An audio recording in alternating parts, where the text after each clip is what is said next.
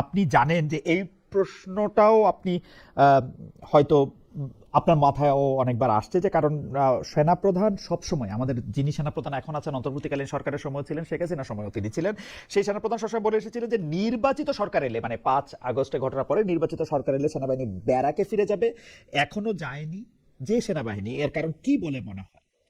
অনেকে এই যুক্তি দিচ্ছে যে আর্মি ব্যারাকে ফিরলে নিষিদ্ধ আওয়ামী লীগ কঠোরভাবে মাঠে নামতে পারে, এই জায়গা থেকে সিদ্ধান্ত নেওয়া হচ্ছে না। আমরা একটু আপনার মন্তব্য শুনতে চাই যে সেনাবাহিনী এখনো ব্যারাকে ফিরে যায় নাই। নির্বাচিত সরকার আসছে, 2 মাসের বেশি সময় হলো, ফেব্রুয়ারি 17 না, মার্চ এপ্রিল, হ্যাঁ 2 মাসের বেশি সময়, 2.5 মাসের মতো সময় আছে।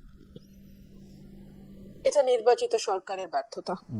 নির্বাচিত সরকার আর্মিকে ব্যারাককে ফেরত পাঠাতে ব্যর্থ হয়েছে, এক। অথবা দুই হচ্ছে নির্বাচিত সরকার স্বীকার করে নিচ্ছে যে বাংলাদেশের আইন শৃঙ্খলা পরিস্থিতি ঠিক রাখা, মানে অ্যাটলিস্ট লিভেবল রাখা। বাংলাদেশের আইন শৃঙ্খলা পরিস্থিতি 5ই আগস্টের পর ঠিক বলাটা খুবই মানে ভুল হবে। হ্যাঁ, লিভেবল বাংলাদেশ রাখা, সেই ক্যাপাসিটি, সেই কম্পিটেন্স গভর্নমেন্টের নাই। তিন হচ্ছে এই সরকার একই সঙ্গে এই বার্তাও দিচ্ছে যে আওয়ামী লীগ যদি রাজনৈতিকভাবে মাঠে নামে তাহলে তাকে মোকাবেলা করবার মতন তাদের সেই পলিটিক্যাল উইজডম বলেন বা পলিটিক্যাল স্ট্রেংথ বলেন বা পলিটিক্যাল কি বলবো পলিটিক্যাল ক্যাপাসিটি বলেন, সেটাও গভর্নমেন্টের নাই। এর বাইরে তো আমি আসলে কেন সেনাবাহিনী ব্যারাকে ফিরছে না তার জবাব দিতে পারবো না। কারণ একটা যুদ্ধ বিধ্বস্ত দেশ যখন ছিল বাংলাদেশ, সেই সময়ও কিন্তু বঙ্গবন্ধু বাংলাদেশের মাটিতে নেমেই ইন্ডিয়ান আর্মিকে বাধ্য করেছিল চলে যেতে ইন্ডিয়াতে। এটা কিন্তু ওনার একটা বিরাট সাফল্য হিসেবে দেখা হয়, বিরাট সাফল্য। সো সেখানে একটা নতুন গভর্নমেন্ট, বাংলাদেশে কোনো যুদ্ধ হয় নাই, নাম্বার ওয়ান।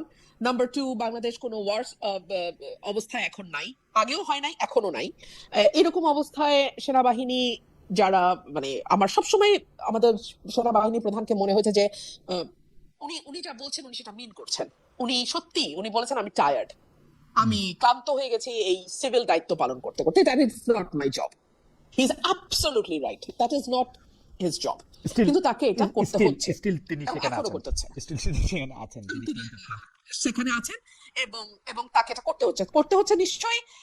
এই গভর্নমেন্ট তাকে সেই মানে নিজেরাও সেই ভরসা পাচ্ছে না যে তারা আর্মিকে ছাড়া তারা ল অ্যান্ড অর্ডার কে ঠিক রাখতে পারবে। এবং আমাদের হোম মিনিস্টার ভেরি ইন্টারেস্টিংলি ওনার সকল বিষয় বুৎপত্তি আছে, আলহামদুলিল্লাহ, মাশাআল্লাহ। মানে উনি সংবিধান নিয়ে যখন কথা বলেন তখন আমার মনে হয় যে মানে আমাদের মানে সংবিধানের বড় বড় যারা মানে মানে কি বলবো বিশেষজ্ঞ ছিলেন এবং আছেন এখনো, তারাও খুবই থতমত খেয়ে যাবেন। হ্যাঁ, উনি এত ভালো সংবিধান বোঝেন, জানেন।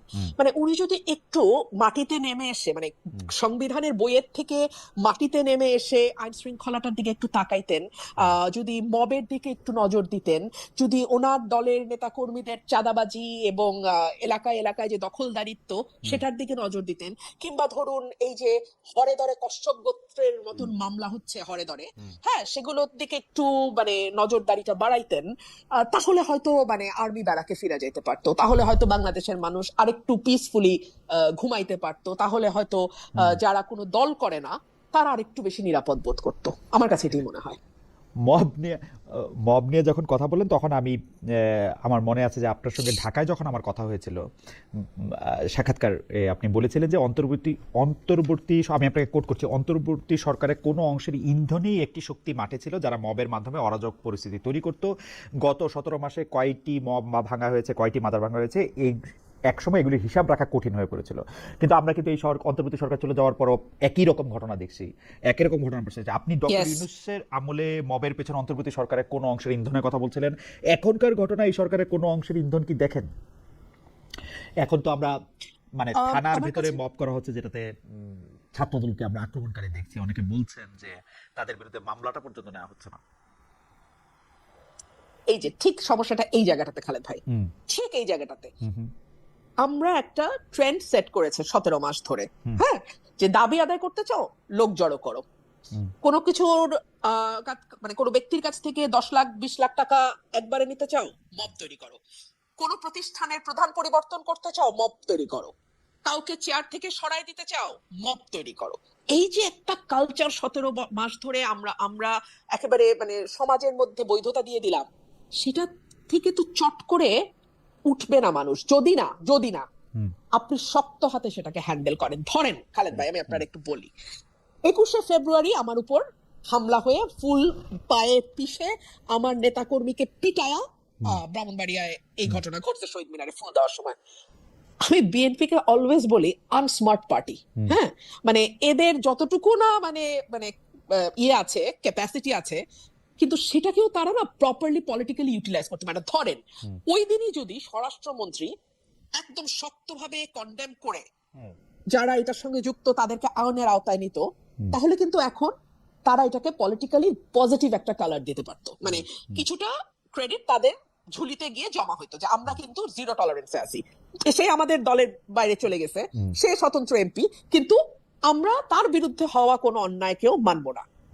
It's a very beautiful message from the government side. কিন্তু আপনার ব্যাপারে কিন্তু মানে আমি একটু ডেভিলস অ্যাডভোকেট হই, আপনার ব্যাপারে এইসব সিদ্ধান্ত নেওয়া তো মুশকিল, কারণ আছে আপনি তো একাই 100, আপনি তো ডিসি সাহেবকে ধমকান, তাকে আঙ্গুল তুলে বকা দেন, তাকে মানে বাদ করে দেন, মানে এখন আসলে একটা স্বরাষ্ট্রমন্ত্রী চেয়ারে বসে থেকে আপনার বিরুদ্ধে আক্রমণটা আপনি ইনিশিয়েট করেছেন কিনা সেইটাও তো একটা,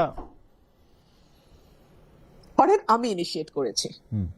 উনি দেন অ্যান্ড দেন বিষয়টা অ্যাড্রেস যদি করতেন, পুলিশকে ফোন করতেন। আর আজকালকার দিনে না খালেদ ভাই, বিশ্বাস করেন, ওই আমার ম্যাজিস্ট্রেটকে বুড়া আঙ্গুল দেখানো যেমন লুকানো যায় না, আবার একই ভাবে ওই আমি আমার কিছু ইনিশিয়েট আমি করলাম কিনা সেটাও লুকানো যায় না। আর বিশেষ করে স্পটলাইটের নিচে যারা থাকে তাদের তো আরো কিছু লুকানো যায় না। সো এইটা বোধহয় এমন কোন রকেট সায়েন্স হইতো না যে ইনিশিয়েটটা কে করলো, কেন হইলো, কোথায় হইলো। এটার ভিডিও ফুটেজ, মানে স্টিল ছবি হাজার হাজার ফেসবুকে ভাষা বেড়াইতেছে। সো আমি জাস্ট বলতেছি কি, এখন আমি ডেভিলস অ্যাডভোকেট হই, মানে বেচারা বিএনপি এটাকে পলিটিক্যালি এনক্যাশ করতে পারতো, কিন্তু বেচারা বিএনপি ওইটুকু মানে হয়তো মনে করছে দরকার নাই, 222টা সিট আছে, তারপরে হচ্ছে যে যারা আছে তারা মামুরা আছে, তারা আপনি একজন, মানে ইউ আর অ্যাবসলিউটলি রাইট। এই জন্য আমি আমার সংসদের প্রথম দিন বলছিলাম আমরা ফিজিক্সে brute majority is a very bad signal for the ruling party. আমরা